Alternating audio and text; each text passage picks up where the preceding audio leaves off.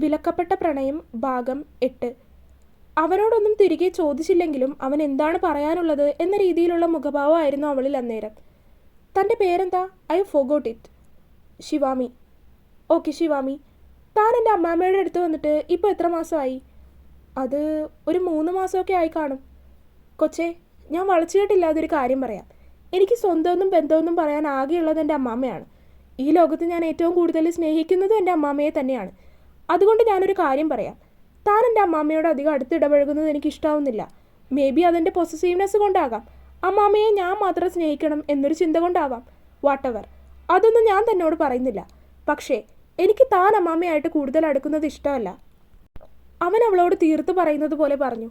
അവൻ അങ്ങനെയൊക്കെ പറയുമെന്ന് പ്രതീക്ഷിക്കാത്തതായതുകൊണ്ട് തന്നെ ആമി അവനെ വല്ലാത്ത രീതിയിൽ നോക്കി. പെട്ടെന്ന് അങ്ങനെ പറഞ്ഞപ്പോൾ തിരിച്ചെന്ത് പറയണമെന്ന് അവൾക്കറിയില്ലായിരുന്നു. പ്രതീക്ഷിക്കാതെ പറഞ്ഞതുകൊണ്ട് തന്നെ ആ ഒരു അമ്പരപ്പ് അവളിലുണ്ടായിരുന്നു. ആൻഡ് താൻ വെറും ഒരു ജോലിക്കാരിയാണ്. ചിലപ്പോൾ 1-2 ദിവസം കഴിയുമ്പോൾ തനിക്ക് ഇവിടെ നിന്ന് മാറിപ്പോകേണ്ടി വരും. അത് ചിലപ്പോൾ എൻ്റെ അമ്മാമ്മയ്ക്ക് താങ്ങാനായി എന്ന് കഴിയില്ല. പ്രായമായി വരുന്ന ആളാണ്.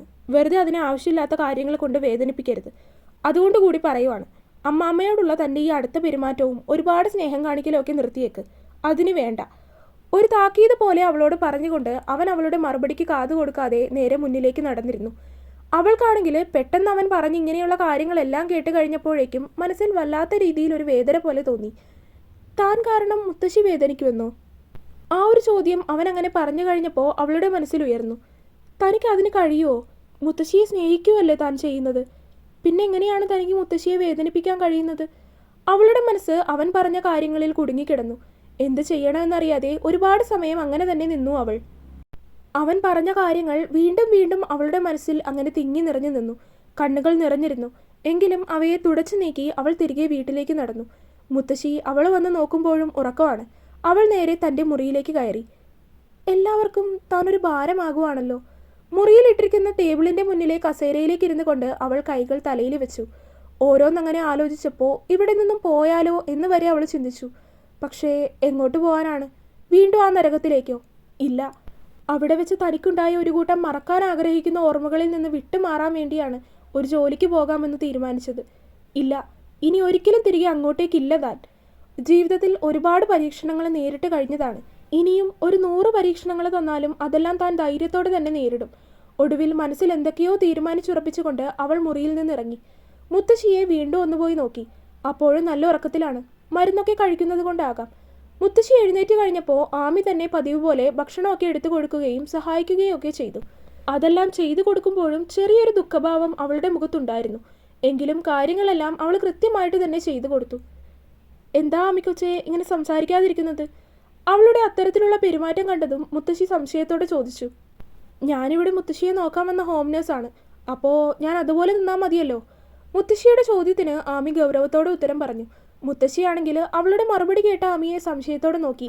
ഇത്രയും നാൾ അവളിൽ നിന്ന് ഇല്ലാതിരുന്ന രീതിയിലുള്ള പെരുമാറ്റവും സംസാരവും ഒക്കെ പെട്ടെന്ന് വരുന്നത് കണ്ടതും മുത്തശ്ശി സംശയത്തോടെ ഇവളെന്താ ഇങ്ങനെ എന്ന രീതിയിൽ അവളെ തന്നെ നോക്കി നിൽക്കുകയായിരുന്നു. എന്താ ആമിക്കൊച്ചേ ഇത്രയും നാൾ ഇല്ലാതിരുന്നൊരു ഗൗരവവും സംസാരവും ഒക്കെ? അത് ഇനി ഇങ്ങനെ മതിയെന്ന് പറഞ്ഞിട്ടുണ്ട്. ആര് പറഞ്ഞു? മുത്തശ്ശിയുടെ കൊച്ചുമാനാണ് പറഞ്ഞത്. അവനോ? അവനെന്ത് പറഞ്ഞു? അതോ, സാർ പറഞ്ഞു ഞാനിവിടെ ജോലിക്ക് വരുന്ന വെറുമൊരു ഹോം നേഴ്സാണ്. ഇന്നോ നാളെയോ ചിലപ്പോൾ എനിക്ക് ഇവിടെ നിന്ന് പോവേണ്ടി വരും. അങ്ങനെ പോകുമ്പോൾ മുത്തശ്ശിയോട് അടുത്ത് പെരുമാറി മുത്തശ്ശിക്ക് ഒരുപാട് സ്നേഹം തോന്നിക്കഴിഞ്ഞാൽ ഞാൻ പോകുമ്പോൾ മുത്തശ്ശിക്ക് അത് ഒരുപാട് വേദനയുണ്ടാക്കും. അങ്ങനെയൊക്കെയാണ് അദ്ദേഹം പറഞ്ഞത്. അവൻ അങ്ങനെ പറഞ്ഞോ? മുത്തശ്ശി ചോദിച്ചതിന് ആമി തലയാട്ടി.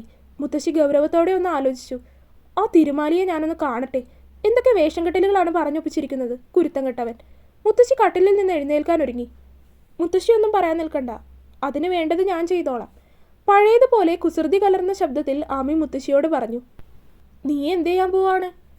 ഞാനിവിടെ നിൽക്കുന്നതിലോ മുത്തശ്ശിയോട് സ്നേഹത്തോടെ പെരുമാറുന്നതിലോ മറ്റോ മുത്തശ്ശിക്ക് എന്തെങ്കിലും കുഴപ്പമുണ്ടോ? എനിക്കെന്ത് കുഴപ്പം? എനിക്ക് സന്തോഷം മാത്രമേ ഉള്ളൂ. അപ്പോൾ പിന്നെ എനിക്ക് മുത്തശ്ശിയോട് ഗൗരവവും ദേഷ്യവും ഒന്നും കാണിക്കേണ്ട ആവശ്യമില്ലല്ലോ. ആമി പറഞ്ഞു വരുന്നത് എന്താണെന്ന് മുത്തശ്ശിക്ക് മനസ്സിലായി. അവരത് കേട്ടതും അവളെ നോക്കി ചിരിയോടെ തലയാട്ടി കൊടുത്തു. ഓരോന്നൊക്കെ കാണിച്ചു കൂട്ടി അവസാനം രണ്ടും കൂടി അടിയാവരുത്. അവൻ അല്പം കുശുമ്പും ദേഷ്യവും വാശിയും ഒക്കെ ഉള്ള കൂട്ടത്തിലാണ്. അതെനിക്ക് മനസ്സിലായി. അതൊക്കെ വേണ്ടതുപോലെ ഞാൻ കൈകാര്യം ചെയ്തോളാം. ആമി പറഞ്ഞതും മുത്തശ്ശി ശരിയെന്ന രീതിയിൽ തലയാട്ടി. മുത്തശ്ശിയുടെ കാര്യങ്ങളൊക്കെ ചെയ്തു കഴിഞ്ഞതിന് ശേഷം മുറിയിൽ നിന്ന് പുറത്തേക്കിറങ്ങുന്ന സമയം തന്നെ എബി സ്റ്റെപ്പ് ഇറങ്ങി വരുന്നത് ആമി കാണുന്നുണ്ടായിരുന്നു. അവനെ കണ്ടുവെങ്കിലും കാണാത്തതുപോലെ ഗൗരവത്തോടെ അവൾ നേരെ അടുക്കളയിലേക്ക് നടന്നു. അവളുടെ പോക്ക് നോക്കി അവൻ ദേഷ്യത്തോടെ മുഖം തിരിച്ച് നേരെ മുത്തശ്ശിയുടെ മുറിയിലേക്ക് കയറി. എങ്ങോട്ടാണ്? തനിക്കരികിലേക്ക് ഉടുത്തൊരുങ്ങി വരുന്ന എബിയോട് മുത്തശ്ശി സംശയത്തോടെ ചോദിച്ചു. ഞാനൊന്ന് കവല വരെ പോവാണ്. ജോസ്മോനും ആൽബർട്ടും വരും. അവന്മാരെ രണ്ടുപേരെയും ഞാനൊന്ന് കാണാനിരിക്കുവാണെന്ന് പറഞ്ഞേക്ക്. നീ വരുമ്പോൾ മാത്രം ഇങ്ങോട്ട് വരും.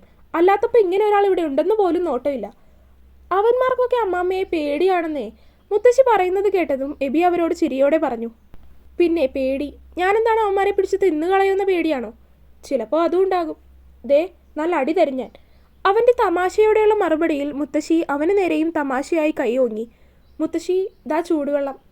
എബി അവിടെ നിൽക്കുന്നത് മൈൻഡ് പോലും ചെയ്യാതെ ആമി മുറിയിലേക്ക് കയറി വന്ന് ചൂടുവെള്ളം അടങ്ങുന്ന ഫ്ലാസ്ക് മുത്തശ്ശിയുടെ നേരെ നീട്ടി. എബി അവളെ തന്നെ ഗൗരവത്തിൽ നോക്കി നിൽക്കുകയാണെങ്കിലും അവൻ എന്നൊരാൾ അവിടെയുണ്ട് എന്ന് പോലും മൈൻഡ് ചെയ്തില്ല. മുത്തശ്ശി ഫ്ലാസ്ക് തുറക്കാൻ ബുദ്ധിമുട്ടുന്നത് കണ്ടതും അവൾ തന്നെ അത് വാങ്ങി ചൂടുവെള്ളം ഒരു ഗ്ലാസ്സിലേക്ക് പകർത്തി കൊടുത്ത് മുത്തശ്ശിക്ക് നേരെ നീട്ടി. എബി ഇതെല്ലാം കൂർപ്പിച്ചു വെച്ച മുഖത്തോടെയാണ് നോക്കിക്കാണുന്നത്. ഇവളോട് പറഞ്ഞതൊന്നും തലയിലേക്ക് കയറിയില്ലെന്ന് തോന്നുന്നു. ഒന്നുകൂടി ഒന്ന് കാണേണ്ടിയിരിക്കുന്നു. മുത്തശ്ശിയോട് പഴയതുപോലെ തന്നെ സംസാരിക്കുകയും പെരുമാറുകയും ചെയ്യുന്ന ആമിയെ ഒന്ന് അടിമുടി നോക്കിക്കൊണ്ട് എബി മനസ്സിൽ പറഞ്ഞു. വൈകുന്നേരം നമുക്കൊന്ന് പറമ്പിലേക്കും മലയിലേക്കും ഒക്കെ ഒന്ന് ഇറങ്ങണം കേട്ടോ ആമിക്കൊച്ചേ. മുത്തശ്ശി ആമിയോട് പറഞ്ഞതും അവൾ ചിരിയോടെ തന്നെ തലയാട്ടി. എന്ത് കാര്യത്തിന്? ഇനി അവിടെ ഇവിടെയൊക്കെ പോയി അടുത്ത കൈയും കാലും ഒക്കെ ഒടിച്ചിരിക്കണം. പിന്നെ നിന്റെ അനുവാദം വാങ്ങി നീ പറഞ്ഞിട്ട് വേണമല്ലോ ഞാൻ ഇവിടെയൊക്കെ നടക്കാനും എൻ്റെ കാര്യങ്ങളൊക്കെ ചെയ്യാനും. ഒരു തവണ ഒന്ന് വീണെന്ന് കരുതി ഇനി ഞാൻ വീടിനകത്ത് തന്നെ മുഴുവൻ സമയവും ഇരിക്കാം. ഒരു തവണ ഒരു കാലൊടിഞ്ഞ എൻ്റെ ക്ഷീണം മാറിയിട്ടില്ല. അത് കഴിഞ്ഞിട്ട് പോരെ അടുത്തത്. നീ ഒന്ന് പോടെ ചെറുക്ക. എനിക്ക് എന്തെങ്കിലും പറ്റിയാൽ അത് ഞാൻ സഹിച്ചു. പിന്നെ എന്നെ നോക്കാനായിട്ട് ആമിക്കൊച്ചുണ്ടല്ലോ. അവൾ എൻ്റെ കാര്യം വേണ്ടതുപോലെ നോക്കി കണ്ട് എല്ലാം ചെയ്തോളും. അല്ലേ മോളെ? മുത്തശ്ശി ആമിയെ നോക്കി ചോദിച്ചതും അവൾ ചിരിയോടെ തലയാട്ടി.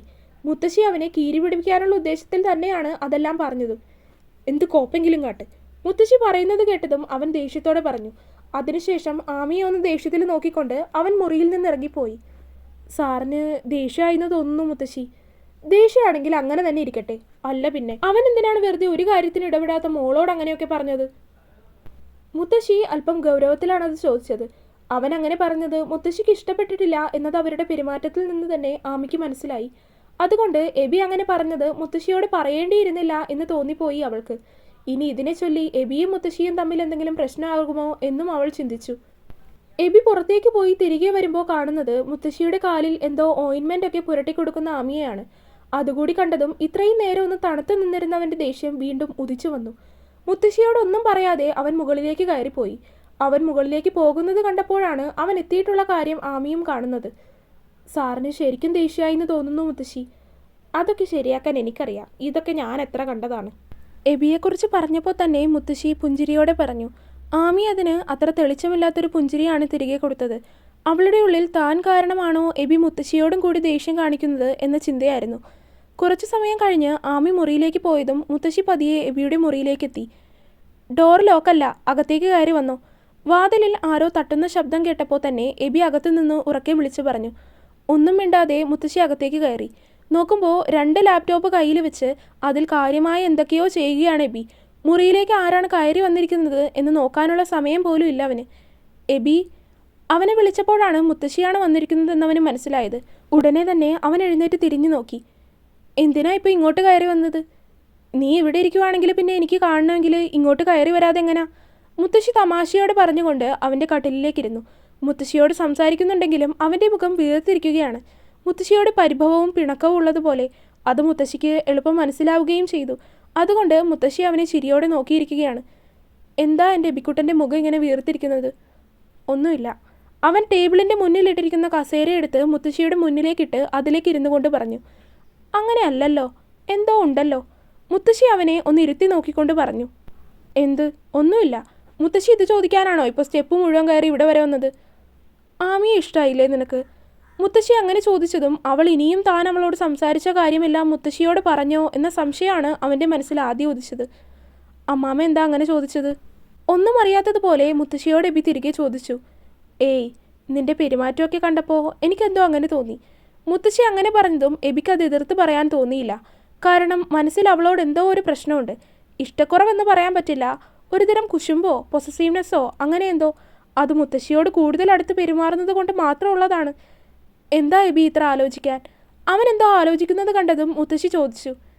എനിക്ക് അവളെ അക്സെപ്റ്റ് ചെയ്യാൻ പറ്റുന്നില്ല അമ്മാമ്മേ. ഒടുക്കം അവൻ തന്നെ അത് തുറന്നു പറഞ്ഞു. മുത്തശ്ശി അതിനവനെ നോക്കി ഒന്ന് ചിരിച്ചു. എനിക്ക് തോന്നിയത്. അതിന് അവനൊന്നും മിണ്ടിയില്ല. തൻ്റെ പെരുമാറ്റം കാണുമ്പോൾ തന്നെ അത് മനസ്സിലായി കാണുമെന്ന് അവൻ ഉറപ്പായിരുന്നു. എന്തിനാടാ നിനക്ക് അവളോട് ഇത്രയ്ക്ക് ദേഷ്യവും വെറുപ്പും ഒക്കെ? ഒരു കാരണമേ ഉള്ളൂ. അവൾ മുത്തശ്ശിയോട് കൂടുതലായിട്ട് അടുത്ത് സംസാരിക്കുന്നതും പെരുമാറുന്നതും സ്നേഹിക്കുന്നതും ഒന്നും എനിക്ക് ഇഷ്ടാവുന്നില്ല. ഉള്ളതുപോലെ തന്നെ അവൻ മുത്തശ്ശിയോട് തുറന്നു പറയുക തന്നെ ചെയ്തു. അവളൊരു പാവമാണ് മോനെ. ഒന്നുമില്ലെങ്കിലും നീ ഇല്ലാത്ത സമയത്തൊക്കെ എനിക്കവൾ നല്ല രീതിയിൽ സഹായം ചെയ്തു തന്നിട്ടുണ്ട്. നീ അവളെ വെറുതെ ഒരു ജോലിക്കാരിയായിട്ട് കാണരുത്. പക്ഷേ ആമിയെക്കുറിച്ച് മുത്തശ്ശി അങ്ങനെ നല്ല രീതിയിൽ സംസാരിക്കുന്നത് പോലും എന്തുകൊണ്ടോ അവൻ ഇഷ്ടാവുന്നില്ലായിരുന്നു. ഒരുതരം വേണ്ടാവർത്തിച്ച മട്ടിലാണ് അവൻ അതെല്ലാം കേട്ടിരിക്കുന്നത്. എൻ്റെ കാലിന് വയ്യാതിരുന്ന സമയം നീ ഇവിടെ ഉണ്ടായിരുന്നെങ്കിലും എൻ്റെ എല്ലാ കാര്യങ്ങളും കൂടുതൽ നോക്കിയത് അവൾ തന്നെയായിരുന്നു. ശരിക്കും പറഞ്ഞാൽ അവളുണ്ടെങ്കിൽ ഒരു സന്തോഷം പോലെയാണ് എനിക്ക്. മുത്തശ്ശി തൻ്റെ മനസ്സിലുള്ള അവൾക്കുള്ള സ്ഥാനം എന്താണെന്ന് വാക്കുകളിലൂടെ അവന് പറഞ്ഞ് മനസ്സിലാക്കി കൊടുക്കുകയായിരുന്നു. അമ്മാമ്മ ഇത് എന്തറിഞ്ഞിട്ടാണ് അവളെ ഇതിന് മാത്രം സ്നേഹിക്കുന്നതും ഇവിടെ ഇങ്ങനെ പിടിച്ചു നിർത്തുന്നതും? അതാണ് എനിക്ക് മനസ്സിലാവാത്തത്. എവിടെ നിന്നോ ഇങ്ങോട്ട് ജോലിക്ക് വന്നതാണ് അവൾ. ചിലപ്പോൾ അവൾ 1-2 മാസം കഴിയുമ്പോൾ ഇവിടെ നിന്ന് വേറൊരു സ്ഥലത്തേക്ക് പോകാം. അങ്ങനെ ഒരാളെ മുത്തശ്ശി എന്തിനാണ് ഇതിന് മാത്രം ഇങ്ങനെ പരിഗണിക്കുന്നത്? മുത്തശ്ശി അങ്ങനെ പറഞ്ഞതും അതിനെതിരായിട്ടാണ് എബി സംസാരിച്ചത്. അതിൽ നിന്ന് തന്നെ താൻ പറയുന്നതൊന്നും അവൻ്റെ തലയിലേക്ക് കയറുന്നില്ല എന്ന് മുത്തശ്ശിക്ക് മനസ്സിലായി. തുടരും.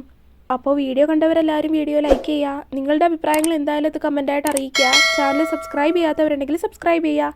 അടുത്ത പാർട്ടായിട്ട് നാളെ വരാം കേട്ടോ. ബൈ.